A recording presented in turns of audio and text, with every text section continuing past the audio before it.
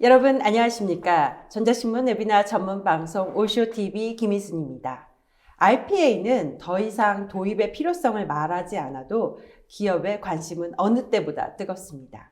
기업의 RPA 도입 효과가 검증되기 시작했고요. 본격적인 확산 단계에 접어든 올해도 투자 1순위로 꼽히고 있습니다. 오늘 RPA와 AI가 접목돼 어떻게 진화하는지 알아보도록 하겠습니다. 글로벌 기업 SK 하이닉스의 RPA 확산 전략도 소개합니다. 오토메이션 애니웨어 코리아의 이영수 대표님, SK 하이닉스의 김기섭 수석님을 모셨습니다. 안녕하세요. 안녕하세요. 이영수 대표님부터 네네. 자기소개 부탁드립니다. 네, 안녕하세요. 저는 오토메이션 애니웨어 코리아를 맡고 있는 이영수라고 합니다. 2018년도부터 이제 저희가 오토메이션 애니웨어가 이제 한국에서 비즈니스를 시작을 했고, 그동안 많은 고객분들의 이제 디지털 트랜스포메이션, 그 다음에 이제 자동화 프로젝트를 도움을 좀 드렸고요. 그리고 코로나 때문에 여러분들 지금 많이 힘드실 텐데, 일단 오늘 저희가 이제 향후에 어떤 방향으로 이제 진화가 될 건지도 좀 한번 들어보시고, 그 다음에 이제 코로나19 사태로 인해서 이제 비즈니스의 연속성을 고려를 하실 때 이제 이런 자동화를 어떻게 검토하시면 좋을지 한번 말씀드리고 싶습니다. 네, 감사합니다. 김기섭 수석님. 네, 안녕하세요. 저는 SK하이닉스에서 RPA 추진을 담당하고 있는 김기섭 TL이고요.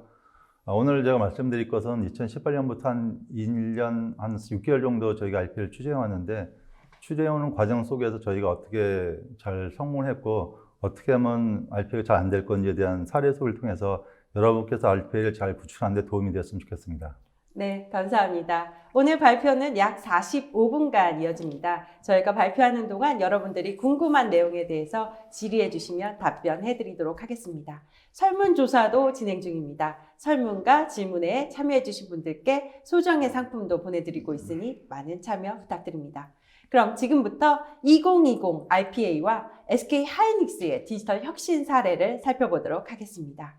이영수 대표님, 네. 올해 RPA 기술 트렌드부터 짚고 갈까요? 네, 알겠습니다. 제가 한 20분 정도 제가 올해 이제 RPA가 어떻게 변화하는지, 변화할 것으로 예상되는지 이제 간단하게 좀 설명을 좀 드리고요. 그리고 실제 지금 현재 많은 분들이 지금 어려움 겪고 계시는데 이제 그런 부분들이 있어서 자동화가 어떤 역할을 좀 할 수 있을지를 간단하게 설명을 좀 드리고도 합니다.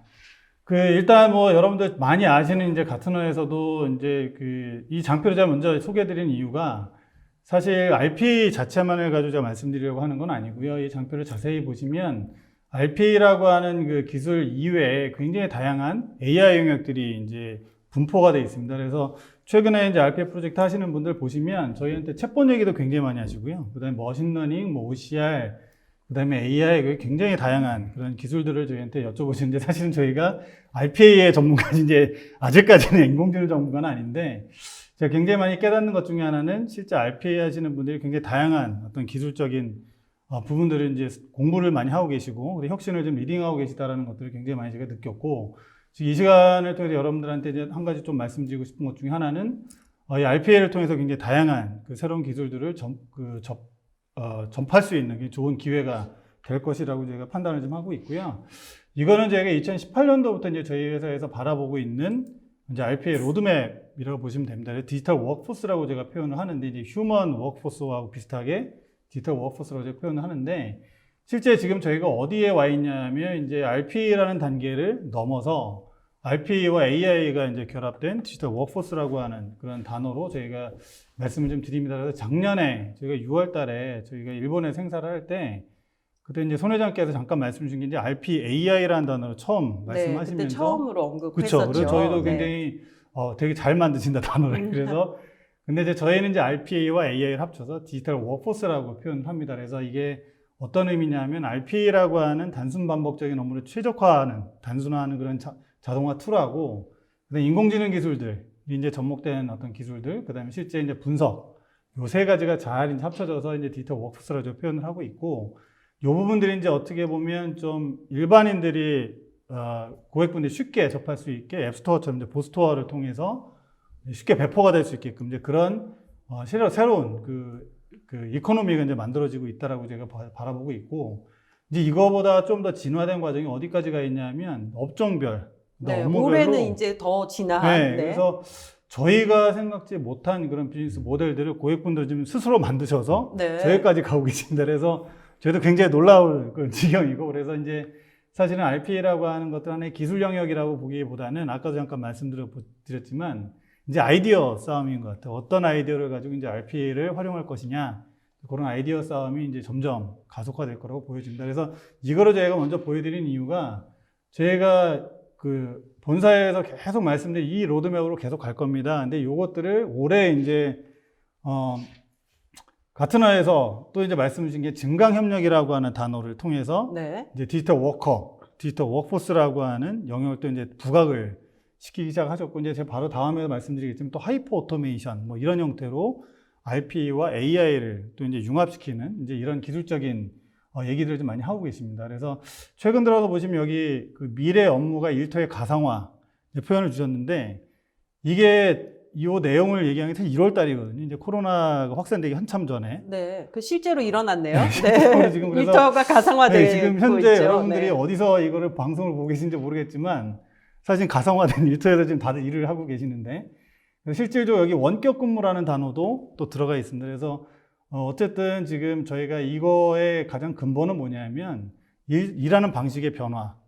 그러니까 이제 여기서 말씀드리고 싶은 내용 중에 하나고, 그래서 실질적으로 이제 원격 근무가 앞으로 일상화될 것이고, 근데 이게 어떻게 보면 코로나 때문에 굉장히 가속화됐다고 저희가 이제 바라볼 수 있고, 추가적으로 보면 이제 사람과 이제 로봇이 함께 협력하는 이제 그런 모델이 일상화가 될 것이다. 그래서 디지털 워커라고 하는 부분들이 훨씬 더 활성화될 것이고 보편화가 될 것이다. 그게 이제 지금 현재 이제 그 가튼에서 바라보는 거고, 이게 조금 이제 자동화 쪽으로 들어가게 되면 초자동화, 하이퍼 오토메이션을 표현을 하시더라고요. 그래서 저희는 RPA라고 표현하기도 하고, 근데 여러분 맨 왼쪽을 보시면 심플 오토메이션에서 이제 하이퍼 오토메이션으로 진화를 하고 있다. 그래서 사실 저희가 가트너에서 저렇게 그 인사이트 프락에 이제 리포트를 만든 게 아마 올해가 처음으로 네. 보여집니다. 그래서 그만큼 RPA라고 하는 영역, 그 다음에 자동화라고 하는 영역이 어떻게 보면 되게 기술의 주류로 좀 올라와 있다고 보면 될 것 같고요. 예전에는 사실 저희가 아주 단순 룰 베이스의 어떤 업무들만, 프로세스들만 자동화한다라고 저희가 판단을 했었는데, 지금 저 내용을 좀 보시면 거기에 챗봇이라는 얘기도 이제 나오게 되고, 여러분들 요즘 챗봇 프로젝트 굉장히 많이 하시거든요. 네. 그래서 챗봇이라는 것도 나오고, 또 워크플로우라는 것도 또 얘기 나오고, 또 BPM도 얘기 나오고, 그래서 굉장히 종합 세트가 지금 점점 돼가고 있습니다. 그래서 기술적으로 굉장히 많이 융합이 지금 돼가고 있어서 결국은 보면 이제 디지털 옵스라고 표현해서 이제 실제 뒷단에 있는 여러 가지 비즈니스 오퍼레이션들이 사람이 하는 것이 아니라 실제 이제 로봇들이 수행하는 영역까지 갈 것이다. 그래서 이런 모든 기술들이 RPA와 AI 이런 부분들이 같이 잘 융합이 돼서 이제 그런 영역으로 갈 것이다라고 보고 있고, 사실 저희가 이제 한 가지 더 여기에다 추가한 내용들은 뭐냐면 이제 봇 이코노미라고 아까 잠깐 말씀드렸는데, 이제 봇스토어라고 해서 앱스토어 같은 어떤 일종의 이제 커모더티 로봇, 이미 레디메이드 돼 있는 바로 다운로더블한 로봇들이 이제 활성화될 것이다. 이제 그러므로 인해서 저 하이퍼 오토메이션이 뭐 특정 어떤 대기업이나 어떤 그런 기업 중심이 아니라 모든 분들이 활용하실 수 있게끔 이제 그런 시장이 펼쳐질 것이다. 그래서 그런 어떤 그 기술적인 변화들이 지금 현재 일어나고 있다고 제가 좀 판단하고 있습니다. 네. 오토메이션 애니어에서 이렇게 업무 자동화에 대해서 국내 시장에 많이 소개를 해주셨는데, 네네. 국내 기업 직원들은 이제 업무 자동화에 대해서 그럼 어떻게 생각하고 있나요? 네네. 그래서 저희가 그 본사에서 좀 조사를 좀 한번 해봤습니다. 네. 그래서 이제 다른 나라하고도 같이 해서 이제 조사를 좀 해봤는데, 이게 맨 위에 있을수록 이게 왼쪽인데 장표를 보시면 맨 위에 있는 게 이렇게 좋은 거는 아닌 것 같습니다. 사실 이게. 네. 3위네요. 3위인데 네. 이게 3위라고 하는 게 어떤 게 3위인가요? 이게 저희가 스스로 생각할 때 너무 부수적인 업무가 많다. 아, 어드민 업무가 많다라고 생각하는 게 우리가 3위. 제일 부수적인 업무가 많은 나라가 멕시코고, 멕시코, 브라질, 브라질, 그 뭐 다음에 한국. 한국이군요. 네. 그렇게 이제 저희 스스로 네. 생각하고 있는 것 같습니다. 그래서 사실 저도 마찬가지지만 왜 내가 이런 일까지 해야 돼? 하루에도 몇 번을 외치면서 하는 일들이 굉장히 많은데, 실제 저희가 조사를 해보면 다른 나라에 비해서 굉장히 저희 내부적으로도 스스로 생각할 때 이제 부수적인 업무가 꽤 많다. 스스로도 생각하시는 것 같고, 거기서 보면 사실 이제 이메일 업무도 사실 저희가 안 봐도 되는 이메일들이 굉장히 많은 것도 이제 사실이고, 시스템에 데이터 입력하고 보호도 출력하는 그런 업무들, 이제 이런 업무들이 어떻게 보면 굉장히 쉽게 하면 이제 자동화를 할 수 있는 업무들인데 사람이 많이 하는 그런 업무들이고요. 그리고 선호하지 않는 부수적인 업무라고 이제 제가 어드민 업무라고 말씀드렸는데, 그게 뭐냐면 PO나 인보이스 처리라는 게 사실 회사에서는 굉장히 꼭 필요한 중요한 일을 매출과 직결되는. 저거는 이제 네. 저걸 안 하면 돈을 못 버는 그런 그렇죠. 상황인데, 실제 저거를 사람이 많이 이제 전표 입력 뭐 이런 부분들이 굉장히 이제 시간이 많이 소요되고 그리고 에러가 또 많이 납니다. 숫자 하나 뭐 공을 잘못 넣는다든가 했을 때 그래서 그런 부분들을 이제 스트레스도 많이 받으시면서도 어쩔 수 없이 해야 되는 업무들. 그래서 그런 부분들이 이제 우리나라에 계신 분들이 이제 많이 힘들어하는 그런 업무 영역이라고 저희가 설문조사를 한번 해봤고요.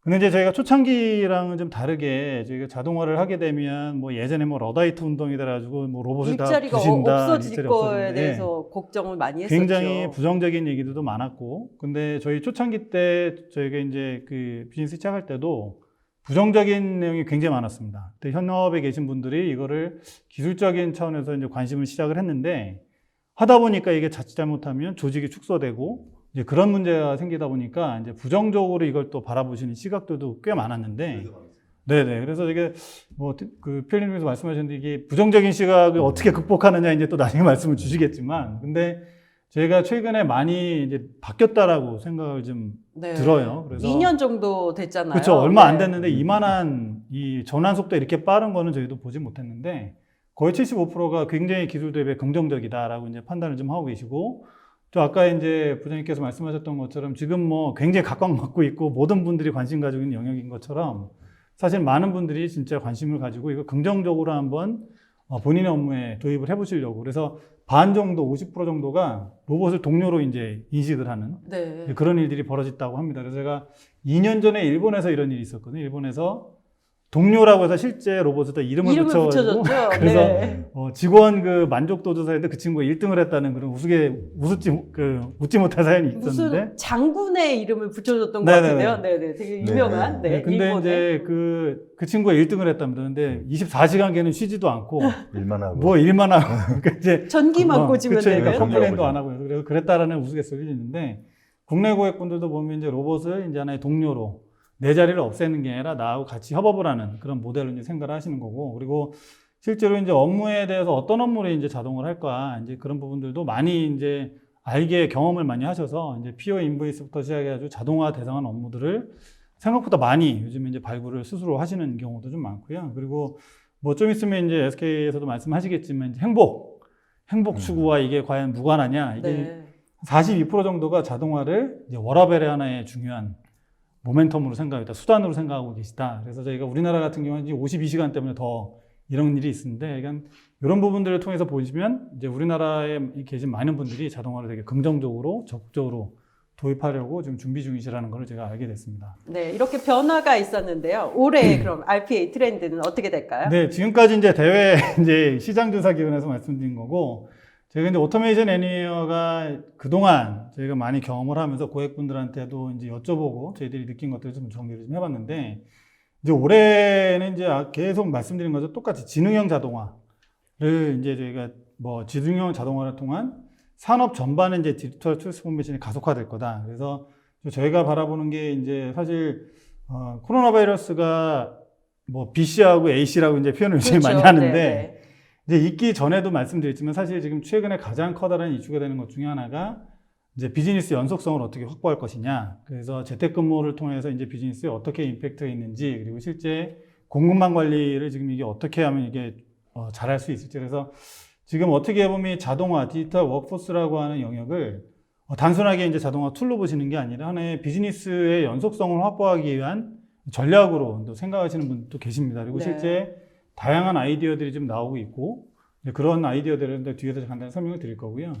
그리고 이제 요즘에는 RPA라고 하는 영역, 디지털 워크포스라고 하는 영역이 이제 클라우드하고 같이 맞물리면서 굉장히 이제 스케일 이런 측면에 있어서 봤을 때 이제 클라우드의 장점들을 이제 로봇이 이제 디지털 워크포스가 다 이제 수용하는 그런 형태로 가고 있고, 보스토어 아까 잠깐 말씀드린 것처럼 앱스토어처럼 앱을 핸드폰에 다운받는 것처럼 로봇을 다운받아서 하는 이제 그런 이코노미가 이제 활성화될 거다. 이제 작년, 재작년까지는 이런 게 있습니다라고 말씀드렸는데, 올해는 이런 보스토어를 실제로 사내에 구축하려고 하시는 분들이 굉장히 많아지셨습니다. 네. 이거는 굉장히 저희한테는 흥미로운 일인데, 고객분들이 예전에는 이제 제로 베이스에서 개발을 해서 올라오셨다라고 하면 이제는 여러 부서에서 이제 경험치를 이제 이 보스토어에 있는 보수를 통해서 경험을 이제 공유하는 어떤 네. 그런 부분들로도 이제 보실 수 있을 것 같고요.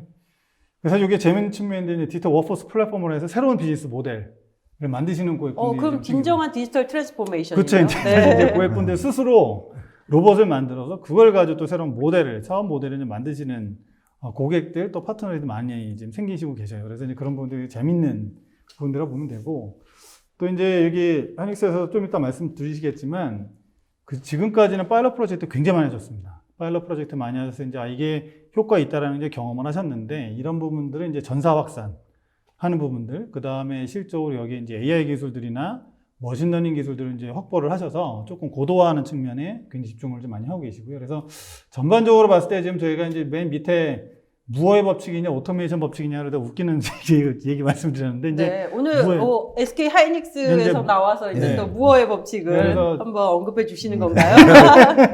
어쨌든 하이닉스 그렇죠. 무어의 법칙에 대해 관심이 많으신 거고, 네. 저희는 이제 오토메이션의 법칙인데, 이게 저희 고객사를 한번 보니까 12개월에서 18개월 사이에 저희가 이제 그 세이브하는, 네. 절약하는 시간이 2배씩 늘어난다. 뭐 네. 이런 형태의 어떤 그 통계 자료가 있다면 저희 내부적으로. 그래서 이제 그만큼 이제 자동화 속도가 굉장히 빨라지고 있다라는 그런.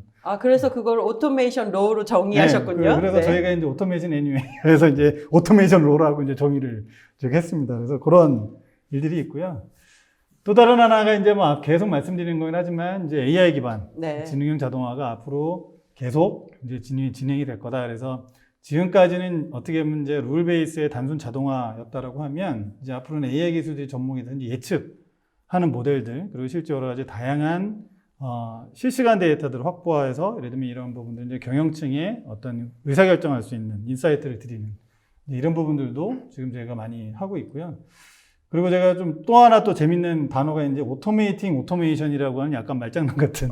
네. 오토메이팅을 오토메이션하는. 그렇죠. 그러니까 네. 그 자동화를 자동화한다 뭐 이런 네. 의미인데, 이것도 참 재밌는 단어인데, 저희가 이제 그 올해 하반기에 출시하는 제품이 디스커버리 봇이라고 있습니다. 네. 그래서 요즘에 고객분들이 뭐 프로세스 마이닝이다, 프로세스 디스커버리다 해서 이제 우리의 회사에 최적화된 어떤 그 프로세스가 뭐냐 이런 것들 되게 고민을 많이 하시는데, 이제 일종의 이제 몇 가지 AI 기술들을 좀 활용을 해서 이제 고객분들이 하시는 그런 업무들을 저희가 이제 로봇이 좀 분석을 해서 가장 최적화된 이 자동화에 최적화된 업무 이 프로세스입니다라고 이제 추천도 해드리고, 또 그거 해당되는 로봇도 자동으로 만들어지는 것까지. 네. 그래서 조금 이제 새로운 어떤 영역의 로봇을 이제 진화를 올해는 해갈 것이다 이제 보고 있습니다. 그래서 그걸 이제 오토메이션으로 표현하고 있고요. 올 하반기에 출시하는 하반기에 건가요? 이제 그래서 이제 네. 네. 저희 적극 검토하겠습니다. 네. 좀 새로운 차원의 이제 저희가 자동화 플랫폼을 좀 만들려고 하고 있습니다. 네.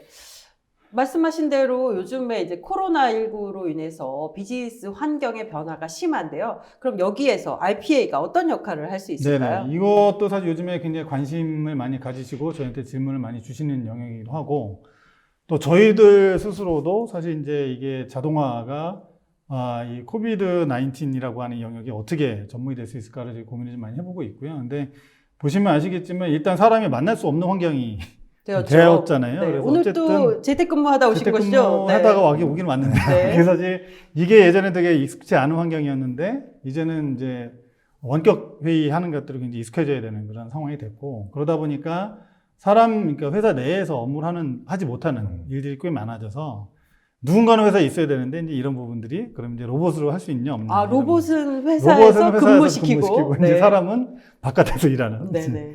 혹시 뭐 그런 일들이 있고, 최근에 이제 어떤 뭐 공급망 관련된 이슈들도 특정 산업군에 있어서 뭐 배달하는 쪽, 뭐 이런 뭐 배송하는 쪽에서는 굉장히 그런 부분들이 이슈가 좀 많이 되고 있어서 요즘에 저희가 바라보는 것들을 이제 보면 인력 분산에 대한 것들, 그 다음에 여러 가지 이제 공급망 환경의 변화들에 대한 것도 있고, 근데 원격 IT 이제 운영 관리하는 측면도 지금 아까 뭐 팀장님 잠깐 말씀하셨지만 IT도 이제 실제 못 들어가니까 그렇죠. 외부에서 누군가가 이제 봐야 되는데 또 내부에 있는 환경은 또 외부에 접속하기가 어렵고 보안 문제들 때문에 이제 그런 것들은 그럼 어떻게 할 것이냐 이제 그런 것들이 좀 있고요. 그리고 실제 저희가 이제 코로나 이후에 항상 저희 쪽에서 많이 말씀드렸던 내용 중에 하나는 일하는 방식을 변화를 해야 됩니다라고 이제 계속적으로 말씀드렸는데, 이게 사실 디지털을 통해서 일하는 방식들이 굉장히 빨리 지금 변화가 지금 일어나고 있습니다. 그래서 그런 부분들이 어떻게 보면 이제 비즈니스 환경이 이제 급변하고 있고, RPA라고 하는 부분들을 가만히 생각해 보면 이제 공급망 처리에 관련된 부분들, 그다음에 재고 관리에 대한 거, 그다음에 실적으로 이제 자재 소요 계획 같은 거, 이제 이런 부분들이 예전처럼 이제 뭐 한 달에 한 번씩 이렇게 체크해서 뭐 한다, 일주일에 한 번씩 체크한다, 이게 아니라 워낙 상황이 빨리빨리 변하기 때문에 주로 실시간으로 이런 부분들을 처리할 수 있는 어떤 능력을 갖추는 거, 이제 이런 부분들이 이제 사실 RPA가 이제 잘할 수 있는 영역 중에 하나가 아닐까 싶은 생각이 있고요. 실제 저희 고객들 사례를 좀 보면 이제 삼양사 고객분들 중에 하나인데 이제 원자재 동향 데이터들을 실시간으로 이제 이 RPA 로봇을 활용을 해서 이제 데이터를 취합을 해서 이제 이런 부분들을 분석을 한 다음에 이제 의사결정하실 수 있게끔. 네, 그래서 이게 약간 요즘 제약회사들이 사실 코로나19로 인해서 인도에서 원료 수급하는데 약간 어려움을 겪고 있다고 네네네네네. 하더라고요. 그래서 이런 게 있으면은 이제 원자재를 수급하는데 도움이 되겠네요. 네네네. 그래서 그런 이제 원자재 수급 문제들, 그다음에 공급망 관리하는 그런 측면에 있어서 보면 이제 실시간으로 데이터를 분석하고 확인하는 이런 영역들이 저희가 이제 그 로봇을 활용해서 하는 영역들이 좀 꽤 있고요. 그 저희 오토메이션 인어 코리아 스스로도 사실 이제 한번 적용을 좀 해봤습니다. 그래서 네. 실제 뭐 약국 이제 다 공개되어 있는 그런 그 데이터들을 활용을 해서 실제 이제 약국별 마스크 어디에 있는지 이제 이것도 한번 로봇이 저희가 체크를 해서 이제 메일로 한번 보내는 네, 이런 것도 한번 해봤고요. 그 동안에는 이게 정말 중요한 정보였잖아요. 네. 요즘에는 조금 네네네네. 공급이 많아져갖고 괜찮은데. 근데 이게 보면 이제 제가 이걸 말씀드린 건 이게 굉장히 애도 그냥 바로바로 뭔가를 했다가 없어지고 이게 돈 들여서 엄청나게 비싼 툴을 개발할 필요는 사실 없는 그렇죠. 그런 영역들이거든요. 필요할 때 잠깐 만들어서 쓰고 또 필요 없으면 또 이거 페이드아웃 시키고 이제 이게 사실 RPA의 굉장히 특장점 중에 하나입니다. 그래서 그런 부분도 있고 뭐 WHO나 그다음에 기타 여러 가지 기관들에서도 보면 뭐 직원 감염 위험도도 이제 체크하는 도구로도 RPA를 활용하시는 경우도 있고 임상 데이터, 그다음에 신약 개발, 그다음에 이제 뭐 감염병 관련된 여러 가지 데이터 취합들 뭐 이런 것들에 대해서 다양한 방식으로 이제 RPA를 지금 활용을 많이 하고 계십니다. 그래서 그런 부분들이 어떻게 보면 RPA, 저희 지금은 굉장히 단순한 RPA 이제 비즈니스 연속성 확보를 위한 RPA 적용 방안을 몇 가지 아이디어를 좀 드린 거고, 고객분들이 이제 생각을 해보실수록 굉장히 다양한 아이디어들을 더 적용해 볼 수 있지 않을까 생각을 합니다.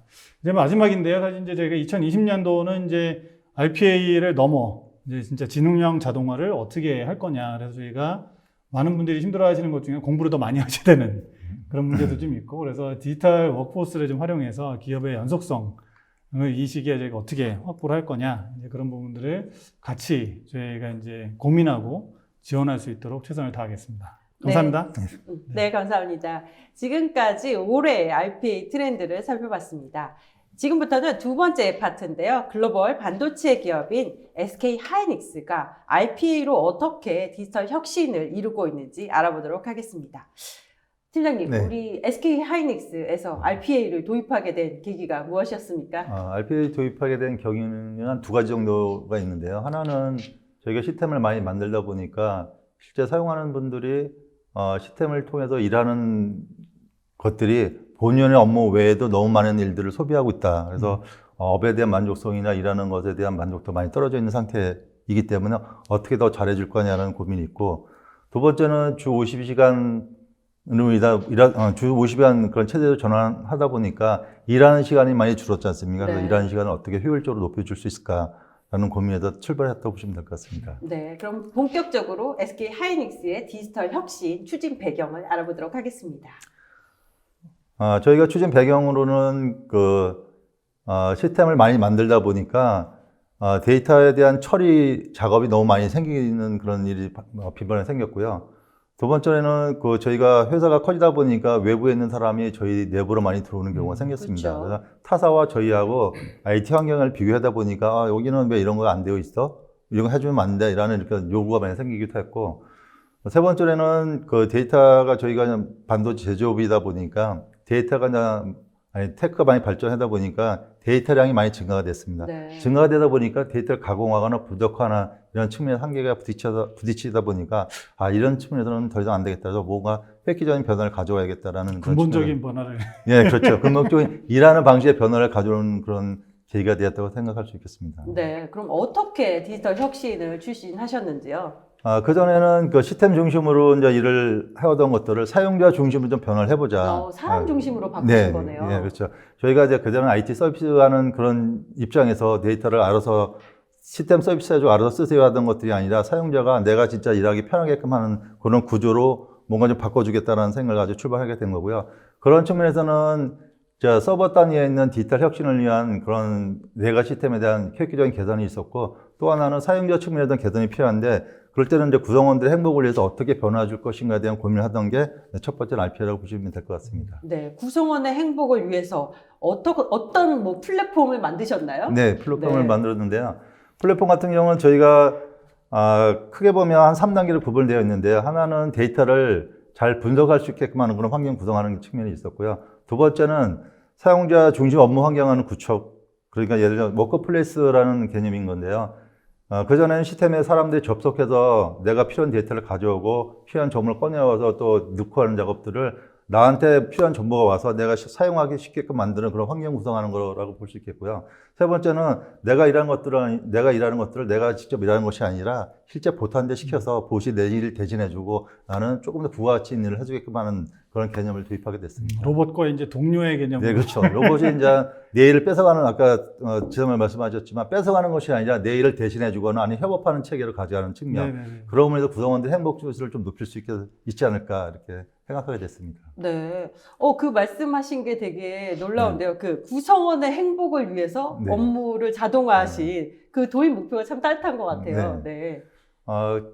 SK 경영 철학 중에 하나 이제 행복 경영이기도 한데, 네, 그렇죠. 구성원들의 행복을 통해 가지고 일하는 그 효율이나 만족도를 높이면 해도 구성원들이 성과를 낼 수 있는 부분들을 회사에서도 성과를 낼 수 있는 것들처럼 구성원들 행복 지수를 높이는 그런 측면에서 많이 이제 어프로치를 하고 있는데요.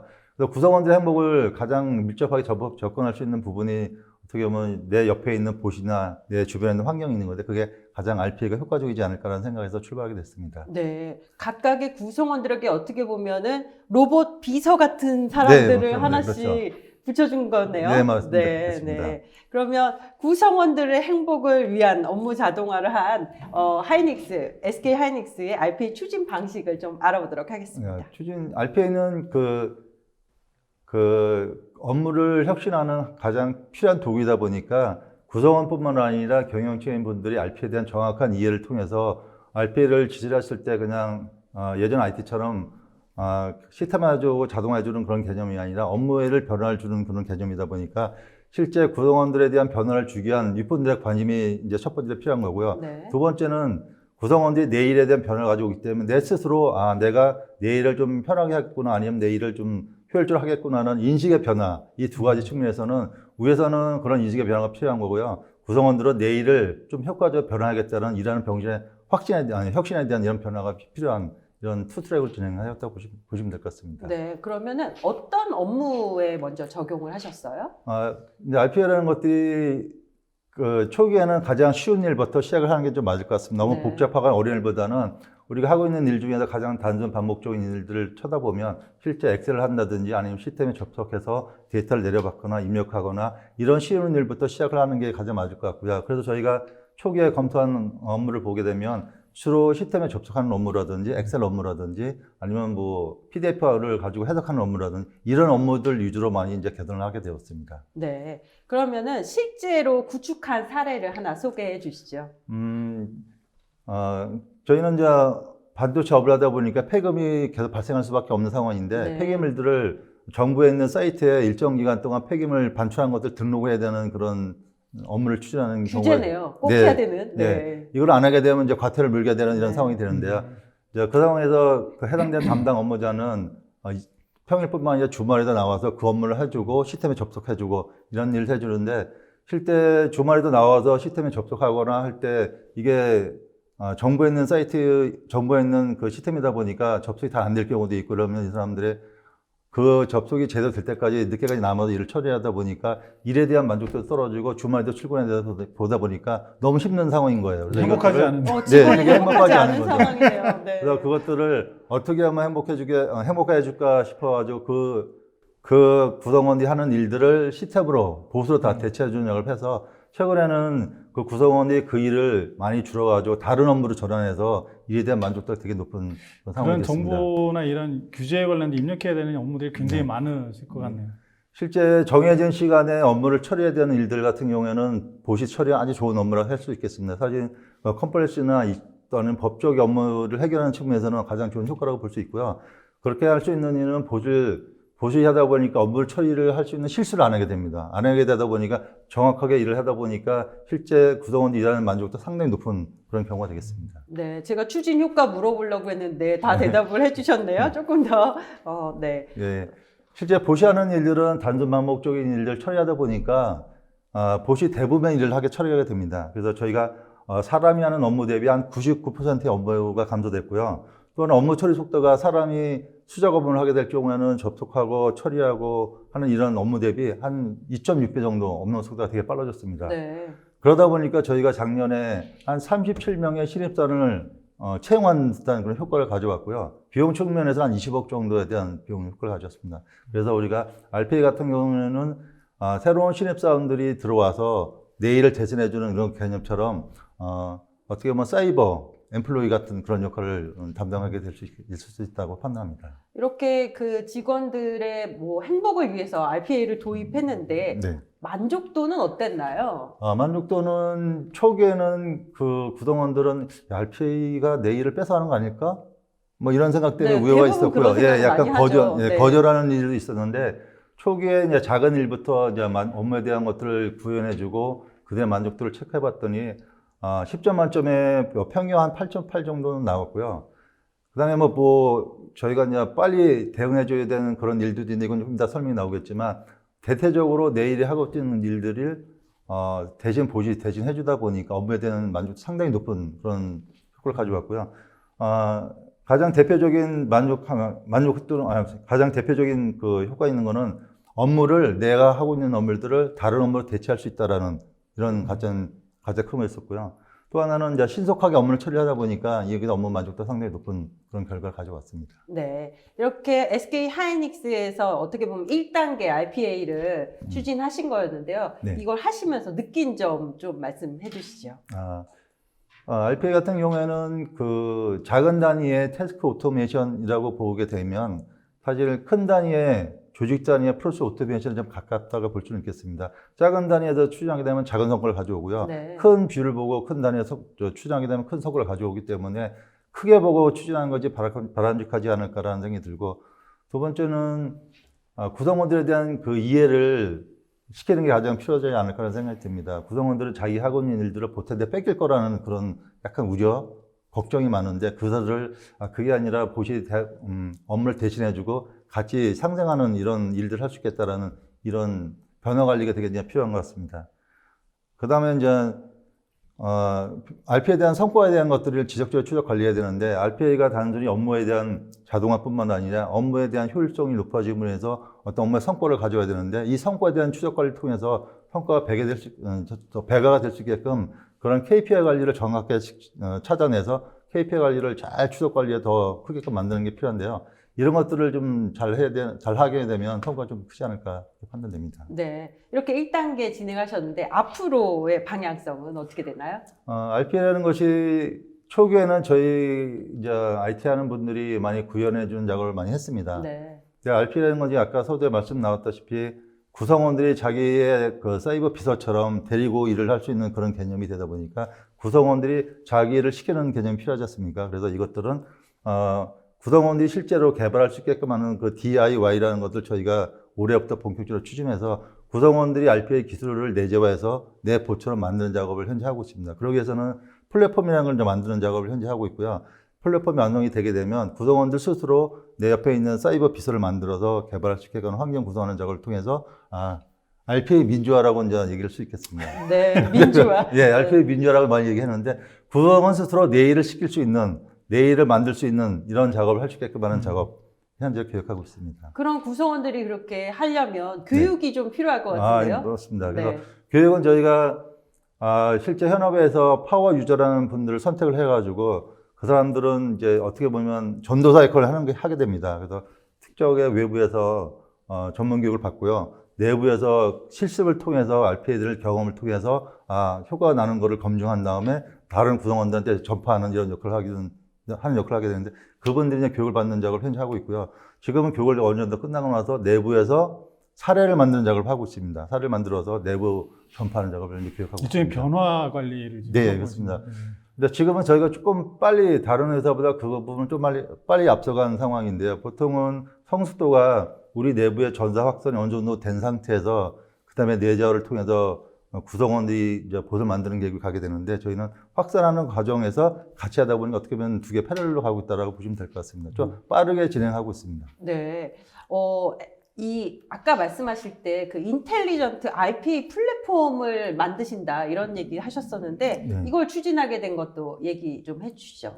추진하게 된 시사점이라고 말씀드릴 수 있는 거는 SK가 행복경영이라는 그런 주제를 가지고 많이 이제 얘기 꺼내고 있는데 재무적인 성과뿐만 아니라 구성원들의 행복을 증진할 수 있게끔 하는 그런 모토로 진행하고 있는데 그러면 구성원들의 행복을 증진시킬 수 있는 측면에서 IT가 뭘 해줄 수 있을까라는 고민을 하다 보면 실제 내 주변에 있는 디지털 기술로 구성원들 행복을 좀 끌어올리지 않았을까 이런 측면에서 출발하게 된 거고요.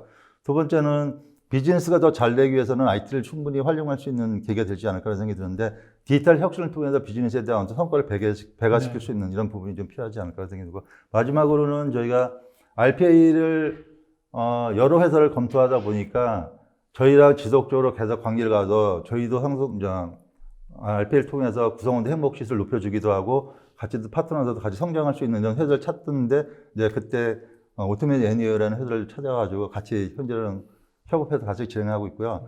RPA가 현재는 단순 반복적인 일을 떠나서 코그니티브 RPA 가든 구성원들의 행복을 만들어줄 수 있는 그 사이버봇이 완성될 수 있게끔 같이 지속적으로 상생할 수 있는 그런 기틀이 되겠으면 좋겠습니다. 네. 이렇게 SK 하이닉스가 RPA 확산하면서 되게 많은 일을 겪으셨을 것 같아요. 성공적으로 RPA를 확산하려면 이것을 해야 된다, 이것은 하지 말아야 된다, 이런 게 있으면 좀 소개해 주시죠.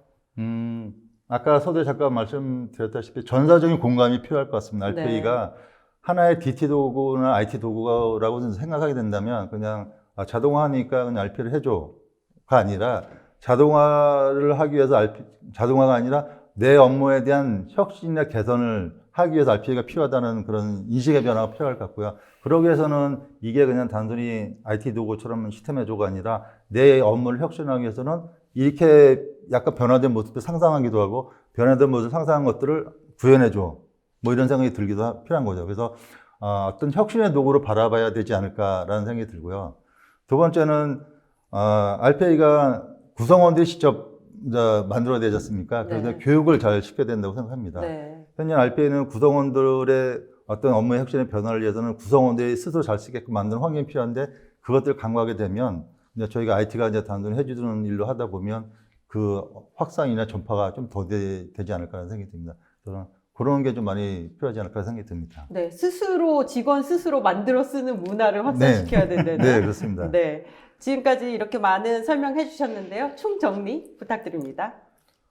SK하이닉스의 그 통합 CIO가 생기면서, 그러니까 DT 담당이 생기면서 저희 DT 담당님의 모토가 시일사생입니다. 시스템이 일하고 저게 사자성어가 네, 아닌가요? 시스템이 일하고 사람은 생각한다. 네. 시스템은 플랫폼이다라는 생각이 이렇게 모토가 있는데요.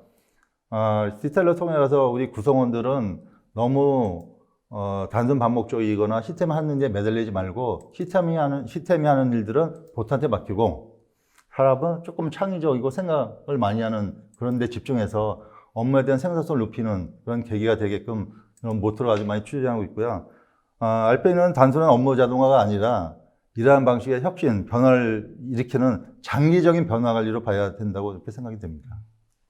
지금까지 올해의 RPA 트렌드와 SK 하이닉스의 도입 사례를 알아봤습니다.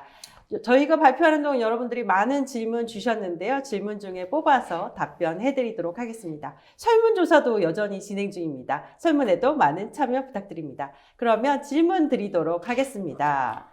네, 첫 번째 질문. 아주 도발적인 질문이 나왔는데요. SK 하이닉스는 디지털 혁신이 아직 안 된 건가요? 하고 질문 주셨는데요.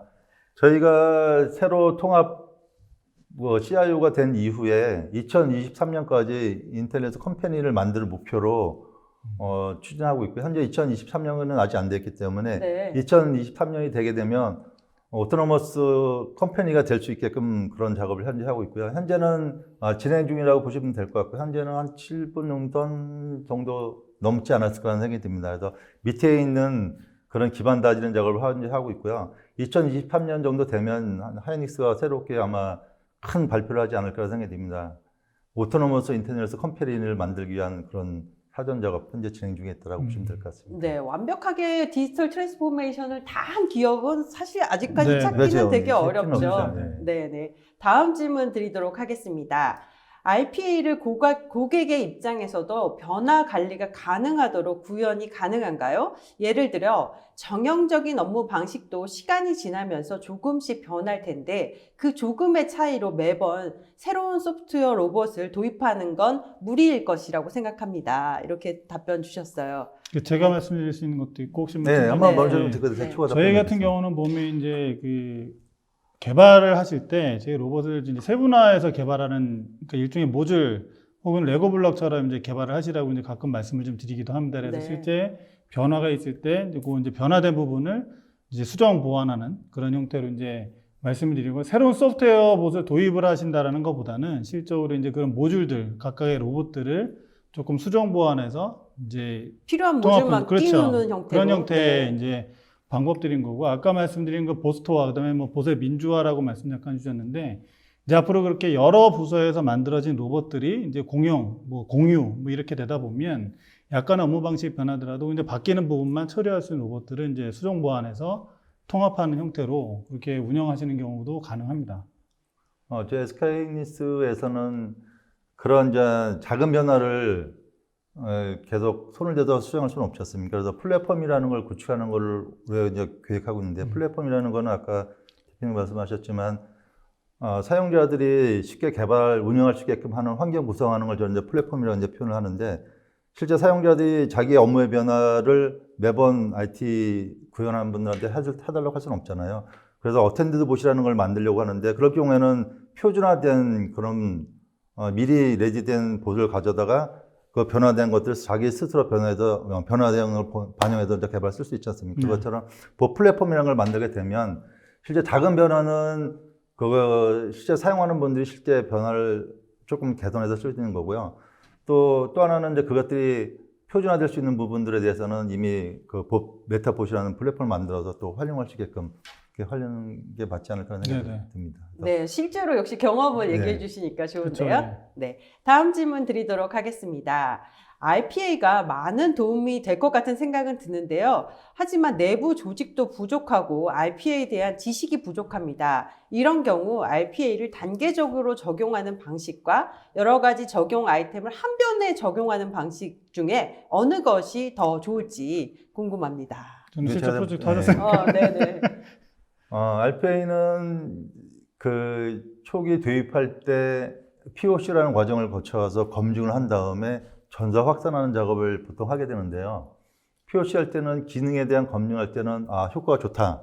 이게 만인자는 결정을 하고 되는데 확산할 때 이게 전사적으로 공감대가 형성되지 않아도 확산하기 되게 쉽지 않은 상황입니다. 그래서 네. 이것들을 전환할 때 어떻게 전환할 것인가에 대한 게 이제 고민이 많이 필요할 것 같은데 제가 생각하는 거는 회사의 규모에 따라 좀 다를 것 같은데 저희 회사 같은 경우는 워낙 회사 규모가 크다 보니까 전자 확대를 한 번에 다 할 수는 없는 상황입니다. 저희 내부 인력도 그렇고 외부 인력도 그렇고 현업에 대한 RP에 대한 인식도 있기 때문에 작게 시작해서 성공 모델을 자꾸 만들어서 키우는 그런 게 필요하지 않을까 생각이 들고 예를 들자면 여러 개의 조직을 한꺼번에 하는 것보다는 특정한 조직에서 효과가 많이 날 수 있는 조직을 대상으로 해당된 조직의 RP를 구성해서 조직 전체에서 효과가 나는, 성과가 나는 것들을 검증한 다음에 이 조직에 있는 성공 모델을 확산하는 게 필요하지 않을까 생각합니다. RPA는 너무 크게 보고 달려들게 되면 우리가 거쳐서 학습해야 될 양들이 너무 많은데 시행착오를 겪을 확률이 되게 높지 네. 않을까라는 생각이 듭니다. 그래서 네. 제가 보기에는 크게 벌려서 하는 것보다는 회사에 대한 경영층의 관심도 많고 추진한 조직도 탄탄하고 투자 재원도 충분하다면 빅뱅으로 가도 되는데 그것보다는 우리 내부의 성과 체험이 되게 중요한 것 같습니다. 구성원들의 RPA가 진짜 이거네, 내 업무에 도움이 되네, 내가 한번 써봐야 되겠나 이런 이색의 변화를 가지는 이 시간이 좀 필요하지 않을까 생각이 들어서 작게 해서 점점 키워가는 게 맞지 않을까라는 생각이 듭니다. 네. 네, 다음 질문 드리도록 하겠습니다. 직접 진행해 보신 프로젝트 중에 단순 룰 베이스가 아닌 AI 기술이 가장 많이 적용되어 진행된 프로젝트 사례가 있을까요? 이거는 어떻게 뭐 저희 네. 팀장님이 SK AI 하이닉스도 이런 사례가 AI는 있었나요? 저희는 아직 현재 AI 기술은 별도로 진행되고 있는 기술이어서 RPA를 가지고 AI에 적용된 거는 네. 현재는 저희가 이제 아직까지는- 말씀을 드리면 네, 아직은 사실 이제 없습니다. 저희가 다른 고객사들 같은 AI 기술 중에 저희가 전반적인 기술보다는 챗봇하고 이제 RPA를 연동하는 그런 네. 기술들이 있고요. 또 다른 하나는 이제 OCR하고 머신러닝을 이제 합쳐서 실제 제가 비정형 데이터를 저희가 인지를 해서 그리고 이제 RPA 쪽으로 연동을 해서 같이 프로젝트하는 그 케이스가 좀 있습니다. 그래서 사실 우리나라 같은 경우는 저희 AI 기술 중에 그 제일 많이 지금 활성화 관심 가지시는 영역들이 이제 OCR 플러스 머신러닝, 그래서 코그니티브 그 기술들을 관심을 많이 가지고 계시는데 한국어가 이제 아직 러닝이 많이 안 돼서 작년까지는 되게 어려운 점이 있었는데 올해부터는 이제 그게 많이 러닝이 기술 돼서 수준이 많이 올라왔나요? 올라왔습니다. 네. 그래서 그런 부분들이 실제 지금 AI 여러 가지 AI 기술들 중에 이제 그런 부분들이 있고, 근데 올해 하반기가 되면 아마도 저게 더 많이 아까 말씀드린 것처럼 이제 프로세스 디스커버리 영역도 이제 저런 AI 기술들이 활용이 돼서 저희가 이제 최적의 어떤 프로세스 발굴하는 거, 그리고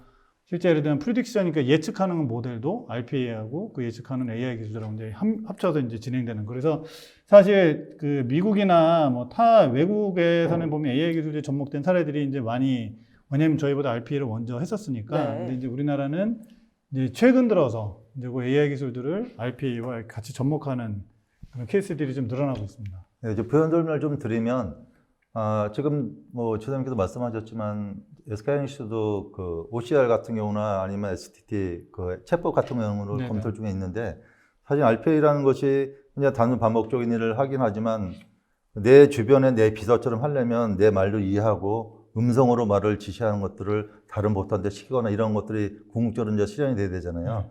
그거에 대한 첫 단계가 어떤 RPA라고 이제 볼 수 네네. 있는데, 저희가 올해 이제 추진하고 있는 것 중에 하나가 STT라고 해서 챗봇으로 연결하는 건 현재 하고 있고, 그다음에 음성으로 챗봇을 줘서 RPA 봇을 작동시키는 것을 올해 테스트를 이제 하려고 계획하고 있고, 말씀하신 그 OCR 같은 경우는 그 올해도 저희가 작년 같은 경우는 한글에 대한 인식률이 좀 낮아가지고 하기 좀 어려웠는데 올해 인식률이 많이 좋아지니까 올해 그 챗봇하고 OCR 관련해서는 올해 저희가 한번 추진하려고 하고 있어서 올 연말쯤이면 결과가 나오지 않을까라는 생각이 듭니다. 네, 그럼 다음 웨비나 네. 때 그 사례를 소개해 주시면 좋겠네요.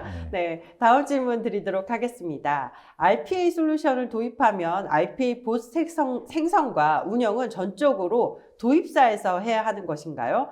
봇에 문제가 생기거나 이슈가 있을 때 수시 지원이 필요한 상황도 있을 것 같은데요. 이런 부분에 대한 지원은 어떻게 되는가요? 또 뭐 저희가 먼저 이제 말씀을 좀 드리면, 사실 RPA 프로젝트를 하시게 되면 고객이 계시고 이제 고객사하고 함께 협력하는 파트너사가 있습니다. 네. 그 파트너사가 통상적으로 이제 고객분의 요건을 좀 받으셔서 그 파트너가 이제 개발하고 일종의 운영은 기본적으로 이제 고객사에서 하시지만 어쨌든 운영도 파트너가 하시는 경우가 있고요. 네. 그리고 아까 이제 말씀하셨던 것처럼 그 내재화 이제 되게 되면 일부 사소한 어떤 수정 변경 사항은 실제 본인이 직접 그 내부에 계신 분들이 수정하시는 경우가 또 있습니다. 그래서 근데 전반적으로 이제 저희가 아까 그 말씀 주신 내용 중에 그 검토해야 될 내용 중에 하나가 이제 COE라고 사무국, 뭐 센터 오브 엑셀런스라고 하는 그런 조직이 회사 내에서 있어서 봇을 운영하는 그렇죠. 사무국인가요? 이제 그 사무국에서 그래서 사무국에서 이제 저런 생성과 운영에 대한 전반적인 어떤 가시성을 가지고 계셔야, 사실은 저희가 HR 부서랑 똑같은 거거든요. 사람이 네, 그렇죠. 채용하고 나서 어디서 뭘 하는지 아무도 모르면 문제가 생기니까 그랑 똑같다 보시면 됩니다. 사실은 로봇도 일종의 아까 말씀하신 신입사원과 똑같기 때문에 걔네들이 어디 가서 뭘 하고 있는지를 누군가는 봐줘야 되고 그 누군가는 또 중에 일을 한 줘야 봇이 되고, 작동을 안 하고 어디에 있을 어디가 수도 있잖아요. 아파서 누워있다 네, 그렇죠. 그러면 걔를 관리하는 체크해야 게 되고. 필요하죠. 네. 그래서 그런 것들 형태로, 그래서 여기도 이제 아마 그러한 조직들에 대한 부분들이 또 하나의 그 고려사항들이 또 되고 있습니다. 네, 추가로 뭐 첨을 드리면 SK하이닉스에서는 올해 거버넌스라는 걸 좀 거버넌스 플랫폼이라는 걸 좀 도입을 추진하려고 계획하고 있는데요.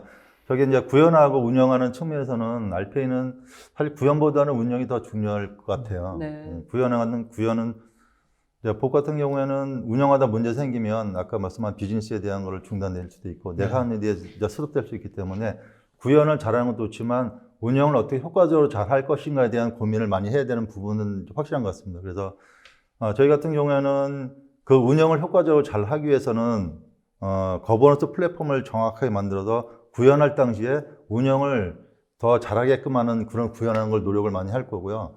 또 하나는 구현 당시에 문제 생겼을 경우에 문제 생긴 것들을 근본적으로 해결할 수 있는 이런 고민들을 해야 되는데 그런 것들을 이제 구현 단계에 빨리 적용해서 대부업소 환경, 애자일 대부업소 환경처럼 구현 단계에 있는 걸 운영을 문제 안 되게끔 구현을 하기도 하고 운영 단계에 문제 생긴 것들을 바로 구현 단계에 넣어서 바로 문제 해결할 수 있게끔 애자일 대부업소가 어떻게 보면 RPA 도입 운영하는데 가장 중요하지 않을까 생각이 듭니다. 그래서 저희는 이제 그렇게 현재 검토하고 있고요. 네. 연말에 한번 또 사례를 한번 네. 보겠습니다. 그래서 추가로 질문 주신 게 그러면은 솔루션 도입 시 현장 기술 지원 서비스 계약을 필수로 해야 하는가? 이거는 이제 오토메이션 애니어에서 답변해 주셔야 될 저게 것 이제 같아요. 현장 기술 지원이라고 하는 게 여러 가지가 있는데 이제 솔루션 자체에 대한 뭐 기술 지원은 저희가 좀 무상으로 저희가 지원해드리고요. 네. 근데 이제 실제 개발된 로봇에 대한 유지 보수를 하셔야 된다. 그렇죠. 그렇다라고 하면 그 개발사가 이제 그거는 별도로 유지 보수 계약을 해서 지원하게 됩니다. 네. 알겠습니다. 다음 질문을, 야. 이분 질문을 엄청나게 많이 주셨는데요. 네. 1번 질문부터 드리도록 하겠습니다. 하이닉스 내에 RPA 담당 인력 구성 및 인원수가 몇 명인가요? 이거, 기병관 과장은 이 어떻게 계획이 해야 아닌데. 이거 계획이 아닌가요? 네. 네.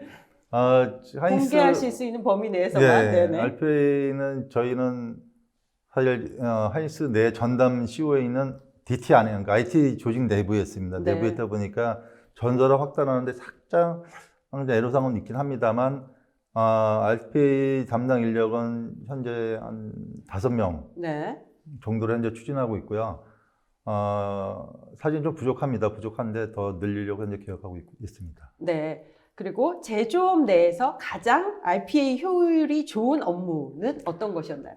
저희가 처음에 RPA를 효과를 검증하는 당시에는 제조 라인보다는 바깥에 있는 지원 업무를 하는 조직에서 먼저 검증을 먼저 해봤고요. 네. 그 검증하는 거는 보통 엑셀을 잘 써가지고 하는 그런 업무들을 보수 대체하는 업무를 많이 했고요. 실제 제조 현장에서 작년 연말 올해 초에 많이 이제 적용하고 있는 사례를 만들어내고 있는데요. 거기서는 가장 큰 거는 장비에서 데이터를 올라오는 경우가 되게 많은데 데이터를 가져와서 분석해서 공유하든지 아니면 그 분석 업무를 가지고 다시 업무 시스템에 넣는지 이렇게 실제 현장에서 올라오는 데이터들이 엄청 많습니다. 네. 그 많은 데이터들을 잘 가공하는 작업 아니면 분석하는 작업에 현재는 가장 많이 쓰이고 있는 상황입니다. 첨언을 좀 드리면 저희도 다른 제조 고객분들 보시면 이제 주로 ERP 업무에 그 사용하시는 것도 많고 말씀하신 것처럼 제조 현장, 현장에서 생산 기획 뭐 이런 그쵸. 그런 쪽에 하시는 분들이 제조 현장에 올라온 데이터들을 아니면 어마어마하게 많이 들으시죠. 현황 정보를 모니터링하거나 가공하거나 분석하는 데 많이 이제 쓰이고 그리고 있는 스마트 거죠. 팩토리 하시는 분들도 관심을 꽤 많이 이제 가지시는 경우가 좀 있습니다. 네. 세 그리고 번째 질문. 가장 중요한 질문. 네. 타사 솔루션 대비 오토메이션 애니웨어의 가장 이거는 큰 장점은 저는, 서비스 좀. 그거는 고객분한테 여쭤보는 거라서. 저희가 처음에 POC 할 때 그 글로벌 탑 티어 3개사를 가지고 검증을 했는데요. AA를 선택하게 된 가장 큰 배경은 AA 같은 경우에는 개발 생산성이라든지 아니면 향후에 우리 내부 구성원들이 쉽게 개발에 쓸 수 있게끔 하는 그런 환경이 잘 되어 있는지에 대한 것을 많이 봤습니다. 그리고 봤더니 다른 타사 솔루션 대비 실제 직관적으로 되어 있고 조금만 공부를 하게 되면 쉽게 사용할 수 있게끔 그게 가능하다는 게 큰 장점이 있었고, 두 번째는 AA 같은 경우에는 그 코리아 지사가, 한국 지사가 다른 데보다는 좀 늦긴 했지만 우리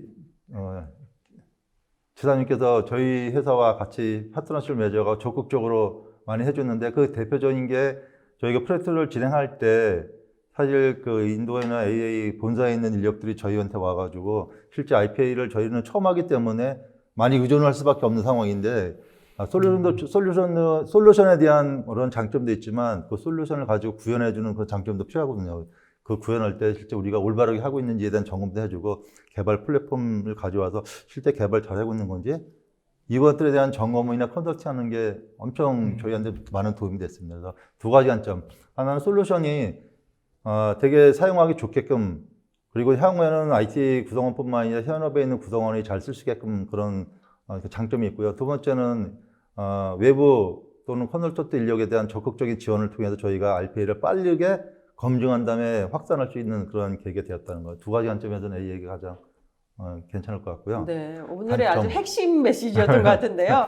네 번째, 이분이 질문을 많이 하셔서 네 번째 질문까지 드리도록 하겠습니다. 그러니까 인공지능이나 머신러닝 등 인지 기능을 사용한 업무가 있는지, 있다면 어떤 업무인지. 아까 이거 잠깐 아까 언급을 잠깐 하셨던 것 같은데요. 네. 네.